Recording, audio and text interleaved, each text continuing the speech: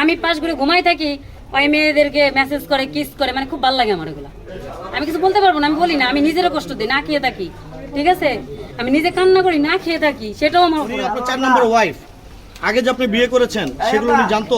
না, একটা জানতাম যে ডিভোর্স হয়ে গেছে, একটাই ছিল, ডিভোর্স হয়ে গেছে।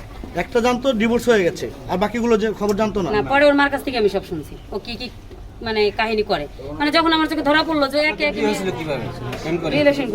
রিলেশন বলতে কি 15 দিনও কথা বলছে, আমারে বলছে আমার ফ্যামিলি ভালো, শিক্ষিত, আমরা তোমার ভালো রাখবো, আমি একটা গরিব ঘরে মেয়ে চাই, ঠিক আছে, দাদার্স আমি তোমাকে নিয়ে সংসার করবো, তোমার সুন্দর একটা জীবন দেবো, আমি এটাই বিশ্বাস করছি। ওর মা সবাই কিন্তু বিয়েটা হয়েছে, বলবো যে দুজনে করছি না, ওর মা কিন্তু নিজে ছিল ওইখানে, ওর মা নিজে ছিল, আদার সে বিয়েটা হয়েছে আমার সাথে, মানে 8 মাসের মধ্যে 4 মাস ভালো ছিল, তারপরেও আমার নতুন বউ 7 দিনের মাথায় রেখে সারা রাত বাসায় আসেন, কিরে পরে দেখি যে জুয়া খেলা, আমার 2টা ফোনও জোয়ার করে শেষ করছে, আবার আসার সময় একটা নিয়ে আসছে নেক্সমি ওয়ালটন কোম্পানি, পরে আমি কখনো বলি নাই, তাও বলছে যাক তুমি ভালো হয়ে যাও, আমি সংসার করবো সম্রাট।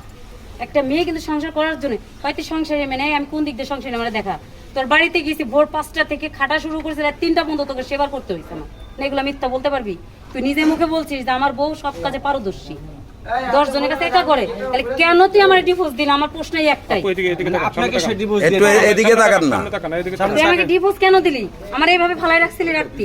আচ্ছা, উনি যে অভিযোগটা করছে ভাই একটু বলবেন, ওনার সাথে সাথে আপনি একটু বললেন যে আসলে চয়েসগুলো আছে না, দেখান ফ্রেন্ড হিসেবে না কি হিসেবে? কি হিসাবে কথা ভাই আপনার পরিচয়টা দিয়ে বলেন শুরু থেকে।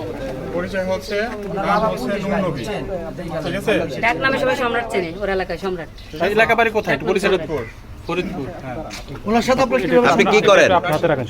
ডাক আমি নাম এখন বাড়িতে থাকি, আগে জব করতাম, হ্যাঁ, কোথায়? বাড়িতেই ওর সাথে থাকতে জব করতাম, এখন বাড়িতেই থাকি, বাড়িতে গরুর খামার করছি, ওইখানেই আর কি সময় দিই, ওইখানেই থাকি। এই পর্যন্ত কয়টা করেছেন? 4টা।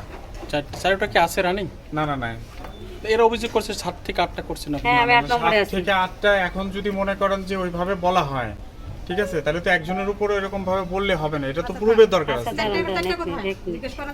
আচ্ছা, এই চারটা যে করছেন, আচ্ছা ওনার সাথে আমাদের ডিভোর্স ওনার সাথে আপনার কিভাবে সম্পর্ক হয়? কত আমি থাকা অবস্থায় ওনার সাথে মেয়ে কিভাবে আসল ওই মেয়ের মারও ডিভোর্স দেয় নাই। আমার আমার বিয়ের জন্য 9 থেকে 1 বছর কত নম্বর বলছিল এটা? 4 নম্বর। মিথ্যা কথা। টিকটক থেকে যে সম্পর্ক হয়েছে এটা উনি কি মিথ্যা নাকি সত্য একটু বলুন। না, আমি তাকে ডিভোর্স পেপার দিয়ে দিছি। কি কারণে দিয়েছেন আসলে, সে কি অপরাধটা করেছে? এখন সে সংসার করবে না আমার সাথে, সে এখানে আসবে না। আমি একবার এই কথা বলি নাই। আচ্ছা ভাই, ও বেকার, কথা বুঝেন, ওর বাড়ি 8 মাস এখানে ছিলাম। আমি একটু বলি, আচ্ছা, ও বলেন। stop থাক। হ্যাঁ, আমি যখন আমার আম্মা হচ্ছে হঠাৎ অ্যাক্সিডেন্টলি বাসায় বৃষ্টির সময় পড়ে ওনার কোমরে হাঁটি ভেঙে যায়, আমি তাকে ওই অবস্থায়, সে অনেক মোটা সোটা, আমি নিজে তার টেক কেয়ার করি, এবং একটা মাস আমি নিজে তাকে সেই 1 মাসের ইনজেকশন ইন্সুরেন্স দিছি। দেওয়ার পরে আমি ভাবলাম যে আমার বাসায় এখন একটা লোকের দরকার, ঠিক কাজের আছে? লোকের দরকার, দেখছেন, বোর দরকার নাই। চিন্তা করছেন? এবার ভাবেন, আচ্ছা, যাই হোক, মানে আমার কথা মনে হয় ই করতে দিবেন না। বলেন ভাইয়া, বলেন। তাহলে আমি সেইভাবে, আমার তো ওয়াইফ আছে, ওর সাথে তো আমার ডিভোর্স হয় না, আমার তো ওয়াইফ আছে, আমি ভালো মতো ওর কাছে গেছি, যায়া ওর কাছে থাকলাম, ও আমরা চাকরি দিয়েছে, আমি সেই এজিআর কুরিয়ার সার্ভিসে চাকরিও করছি, কিছু টাকা এক্সট্রা ইনকাম করার জন্য আমি ওই এলাকার ভিতর ভ্যান পর্যন্ত চালাইছি 5টা মাস, 1টা 2টা মাস না, 5 মাস। এমনও দিন গেছে রাইতে 3টার সময় বাসায় গেছে শীতের দিনে, আমার ওখানে 3 মাস ছিল, 4 ঠিক মাস আছে? চলে আসছে রোজার মধ্যে। বুঝতে পারছি, রাতে 2টা নাই 3টা নাই, যে কোনো সময় আমার বাসায় যেতে হয়েছে, ঠিক আছে?